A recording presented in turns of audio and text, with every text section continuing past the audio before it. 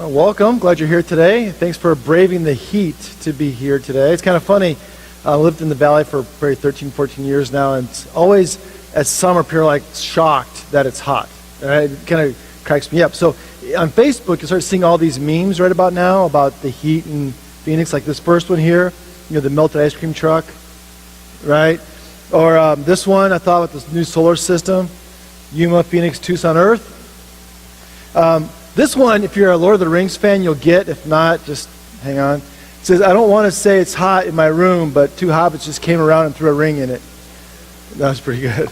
This last one kind of sums up what I feel today. What if I told you it gets hot every summer? Like, it does, right? So we shouldn't be surprised that it's hot. It's not a bad thing that it's hot right now, because we're going to start this new series for 4 weeks called Exiles. And it's not a bad thing to be thinking about exiles while you're in a desert, away from the green, lush lands of Flagstaff and kind of stuck here where there's buzzards circling overhead. A lot of times when we think about exile, though, we think about being punished. Like, for example, if you don't have the same philosophy as I do, or you did something wrong, or there's something that's not right, then you are sent into exile. You're sent away from everybody else. So exile is often seen as a punishment. In the New Testament, it doesn't look at it always that way. There's a book called 1 Peter, and the author says this: if you invoke as Father the one who judges all people impartially according to their deeds. So if you call God Father, is what he's saying, which is us, right? If you're a Christ follower, you call God Father. So if that's you, he says, live in reverent fear during the time of your exile. So he's calling this time that we have here on the earth, these moments, as a time of exile. What he means by that is, this is not our ultimate home. Our home for eternity, our real citizenship, is with God in heaven. So this time we spend here on earth, is considered exile. And that time, though, matters. He goes on to say this: Beloved, I urge you, as aliens and exiles, to abstain from the desires of the flesh that wage war against the soul. Conduct yourselves honorably among the Gentiles, so that though they may malign you as evildoers, they may see your honorable deeds and glorify God when he comes to judge. That the things we do in exile, what we do here on the earth, matters and has eternal consequences. That's what he's saying here. So our time here matters. This is not a new idea. Way back in the Old Testament period, about 600 years prior to Jesus, the people of Judah were sent into exile to Babylon. Now they were being punished. For 70 years they were sent into exile into Babylon. But while they were there, God had some instructions for them. So he sent a prophet named Jeremiah with this message. He said, but seek the welfare of the city I have sent you into exile, and pray to the Lord on its behalf. For in its welfare you will find your welfare. He's saying that exile isn't just a waiting game. It's a working game. We don't just sit here and wait in exile, twiddling our thumbs, waiting for Jesus to come back. We have work to do. Work for the good of your city. Although we may feel like we're in exile, it's 115 degrees outside, it's hot and all that kind of stuff, but the reality is we have work to do for the good of our city, for the good of our neighbors, and for the places that we live. So how do we live today as Christians in exile? Back in 1998, two professors at Duke University, Will Willimon and Stanley Hauerwas, wrote a book about a changing American culture. So again, this is back in 89. They saw America changing in radical ways and how the church was affected by those changes. So they wrote a book called Resident Aliens. Not aliens as in little green men, but aliens as in foreigners, exiles. They saw Christianity as not the dominant culture in America, but as a colony of aliens, a colony of exiles, that its own culture within the larger changing American culture. In fact, one of the two authors said for him, the world changed in 1963 in Greenville, South Carolina, he said the world changed for him. It was a summer evening, and he and his friends did what they always did. They went to church on Sunday evening. Now, back in 63, in South Carolina, there is something called the Blue Laws. Who knows what Blue Laws are? Anybody know what Blue Laws are? Yeah, a few of you might. It was back in a period of time when everything, especially in the South, shut down on Sunday. No gas stations, no stores, no theaters, nothing, absolutely nothing was open except for church all day all day long on Sunday. Except on this summer evening in 1963 in Greenville. Him and 6 friends went to their little Methodist church for youth group, as they always did. But this time they slipped into the back of the church and sat down. About 10 minutes in, they got up and they went out to the Fox Theater to see a John Wayne movie. Because that night, for the first time, the Fox Theater opened on a Sunday night. And he wrote this about that experience. He said, that evening has come to represent a watershed moment in history of the church for me, South Carolina style. On that night in Greenville, there'd be no more free passes for the church, no more free rides. The Fox Theater went head to head with the church over who would provide the worldview for the young. That night in 1963, the Fox Theater won the opening skirmish. You see, our parents had never worried about whether or not we'd grow up Christian. The church was the only show in town. Well, that changed, and it continues to change. And this book they write is about how it is that Christians live today, kind of in exile, as resident aliens. And that's not new, by the way, to the church in 2,000 years of history. That's how we started out. And so the next few weeks, I want to go back and look at some of the advice given to the earliest Christian exiles. How did they live? How did they deal in their cultures? How did they have good attitudes in daily life? And to do that, we're going to look at a letter that was written from a guy named Paul to a little bitty Christian colony in a province called Macedonia, which is kind of northern Greece. A little town called Philippi. Now, the story of Philippi and the church in Philippi goes back to the book of Acts. Paul was told by God to go to Macedonia, this northern part of Greece. He was told to go there. And he goes there and he finds that there's not many Jews there.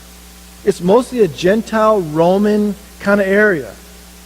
There's no synagogue, no place to really connect. So he goes down by the river where this little bitty group of Jews and God-fearers, these Gentile people that followed the God of Israel, these people, this little colony, were meeting down by the river. And he goes to them and he tells them about Jesus. And there the church at Philippi begins with that little bitty group. Well, while he's there, Paul sees this girl who is a slave who is possessed. And he cures her, heals her of this demon. But her owners are upset by this, and they have Paul and his friend Silas thrown into jail, a dungeon, beaten, put in stocks. But Paul knows that this is not his home. He's in exile. He did nothing wrong. And so that night at midnight, these two, Paul and Silas, are singing praises to God. They're praying, and God hears their prayer. An earthquake comes, opens the prison wide open, and they are allowed to leave. But not before they go and they actually save the jailer and his family. And that jailer and his family become part of that little bitty colony, the little Christian colony there in Philippi. You can read the story about that in Acts 16. But Paul has this very close connection with this little bitty church, this little Christian colony in a town called Philippi. And when this book was written, this story was written, what happens is Paul is now in prison. Somewhere else, we don't know where he's in prison, but somewhere he's in prison, and he's waiting for a verdict. Would he be exonerated or executed? So this is not an easy time for Paul. He is hungry most nights because in prison in those days, they didn't give you 3 squares. They didn't give you, outdoor time. You were stuck in a dungeon. Unless you had money to buy food, you didn't eat. Unless someone brought you food, you didn't eat. And so this little church in Philippi knows this, and they send a messenger named Epaphroditus all the way to wherever Paul is to take him money for food, to take care of his needs. And in response, Paul writes a letter back to the church to say thank you. And that thank you letter that he sends back is the letter that we call Philippians in your Bibles today. And he's thanking this church for what they did for him and to encourage him, because this little bitty church, this little bitty Christian colony, this group of exiles, they are suffering too from the culture around them. And he wants to encourage them and strengthen them and tell them how to live as exiles. So we're going to dig into that book today. Now, the first thing that Paul gives them as far as advice goes is a very common thing. It's about thriving more than surviving. It's about an attitude.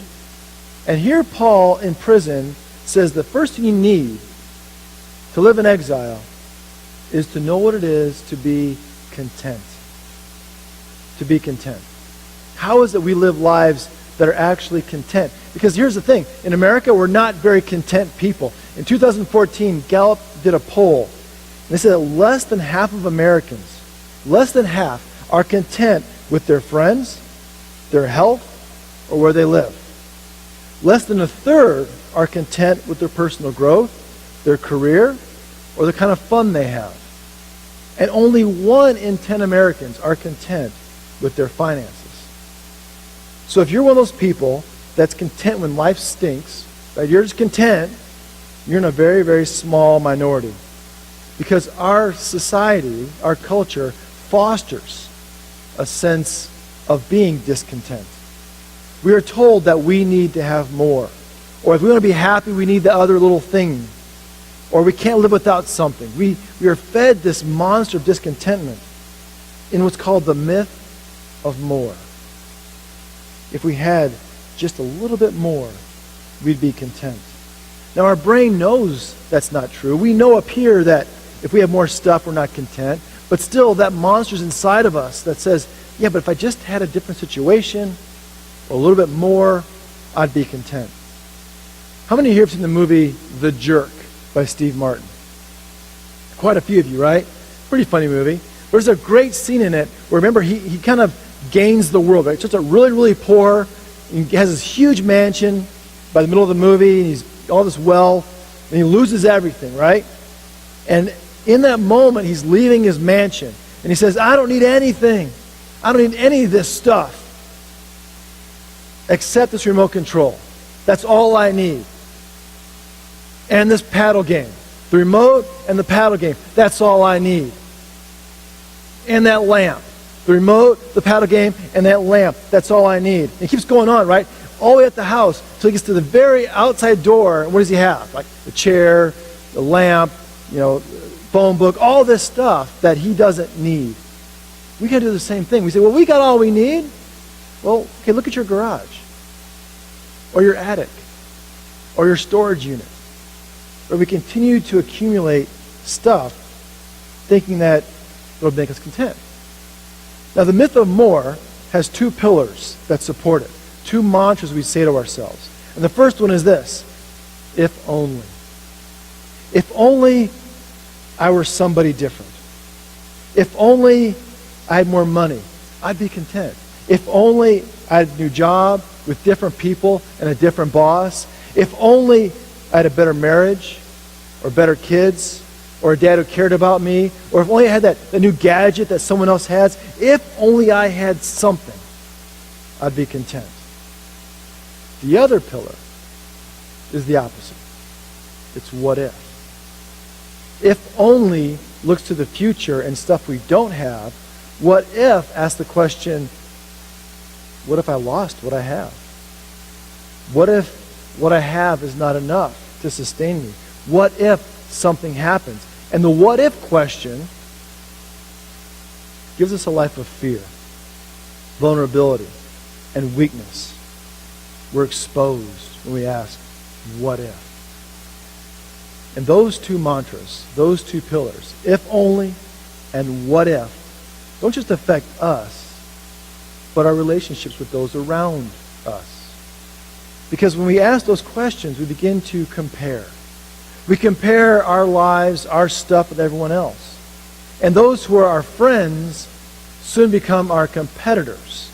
Because we're comparing our stuff, our lives, with their stuff, their lives. And that leads us to complain. We complain about what we don't have, what they have, as we compare. When we complain, we make our lives miserable, and those around us. Ever been around a complainer? It's miserable, right? And then the complaining leads one more step to coveting. That's in the Ten Commandments. We want what they have. So instead of seeing that person as a friend, or someone we can get along with, we see them as an enemy. Someone who's holding on to what we want. And that breaks relationships, drives wedges between friends. And Paul, in his letter to the Philippians, won't put up with that.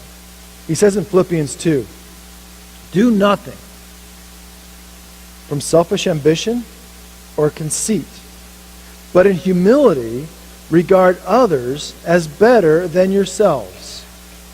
Let each of you look not to your own interests, but to the interests of others. Here's a guy in prison saying, do nothing out of selfish ambition. Instead, what I want you to do is look to the good of others. When you do something or want something, ask yourself, is it for me? Or how can I be using these resources to help somebody else? How do I look at someone else's best interest? Well, to do that, to be able to look beyond yourself, you've got to be content with who you are. Content with what you have. Paul goes on then to talk about this idea of contentment. He says in Philippians 4, I have learned, again, from prison he says, I have learned to be content in whatever I have. I know what it is to have little. I know what it is to have plenty. In any and all circumstances, I have learned the secret of being well fed and of going hungry, of having plenty and of being in need. So if I have a little bit, I'm okay. If I have a lot, I'm okay. It doesn't matter. I've learned to be content. See, contentment is when you realize that you already have everything you need. Contentment isn't getting what you want. It's realizing you already have what you need. Being content with who you are. Being content with what you have. With your marriage or your singleness. With your stuff. If you can get down this idea of being content, you can practice contentment. You can be content with the Diamondbacks this summer. Right? And sorry, I'm a Cubs fan. I can say that for once in my life. Right? But you can be content. Paul says here, or I was saying, Wes Stanford was the CEO of Compassion International. He said this, the opposite of poverty isn't wealth. The opposite of poverty is enough. So what is enough for you? What's enough for me? If you want to find contentment, you've got to ask the question, what's enough? Paul in Philippians goes on, and he says, in any and all circumstances, I have learned the secret of being well fed and of going hungry, of having plenty and of being in need. He says, I know the secret to contentment. Now, all of us love a secret. Who loves a secret here? Right? We all love a secret. If you go and Google or go to Amazon.com and look up books on a secret of or a secret to, you'll find over 40,000 titles of books that tell you a secret. Right? The secret of being young. The secret of raising a baby. The secret of being awesome. Like somehow there's a group of people that are awesome, and someone got in that group and found out what the secret was and told us what it was in a book. It's kind of silly, right? We think of secrets as shortcuts. I know the secret to being thin. Shh, don't tell anybody. It's a pill. No, it's not, right? We have this whole idea that there's all these little secrets. We can just get through these little things by just telling the secret. That's not what Paul is saying here. This word he uses about being secret is not a hidden thing. It's a word that describes a mystery. Initiation into something in that period. Well, let me back up. In this period, there's this group called mystery religions. right? These religions that were based on a mystery. You could have the Isis mystery, the Zeus mystery, the Aphrodite mystery. But in this first century, people believed that if you knew the secret, the initiation ritual, you knew that little thing, you can get in to Zeus's club or into Apollo's club. And Paul uses that word here to say, I know the initiation, the beginning of what it is to be content. So go back now, for example, or go back to verse 12 again. He says, in any and all circumstances, I have learned this initiation, this secret to being well-fed and going hungry, of being content. And here it is. I can do all things through Christ who gives me strength. He says, look, the secret to contentment isn't 8 easy steps. It's not a secret code or a principle you have to memorize. It's none of that. The secret to being content is a person. It's a relationship. He says, I can do anything. I can be anywhere, in prison, being shipwrecked. Whatever it is, he says, in my life, I can be content because I know that Christ joins me in my situation. I am not alone in my exile, is what he says. How is it he's content? By having a relationship with someone who joins him in exile. Look, being content isn't about your outward circumstances. If I have the right job, or the right stuff, or the right vacation, or the right car. And it's not about inward stuff. It's not about muscling your way through, or the power of positive thinking, or telling yourself over and over again, I'm content. He says the only way to be content this side of heaven is an active relationship with someone who's come here to join us in exile. Someone who's come here to give us strength in the difficult times. Because look, the truth is, you will have difficult times in life. Periods of suffering. Periods when you won't be content. It's going to happen. It's part of this journey that we have. In fact, Paul wrote this from prison. But the key to contentment is knowing that Jesus joins us in that and gives us strength in that to say, look, this is not your home. Work for the good of your city.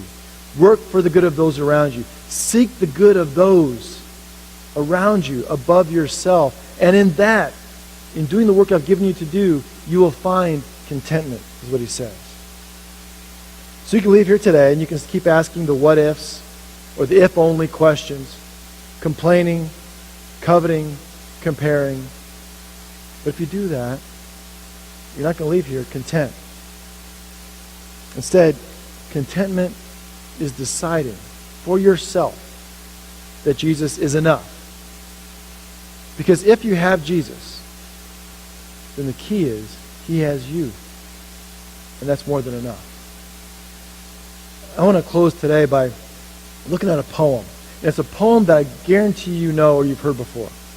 But you don't really hear it as a poem of exile. But that's what it is.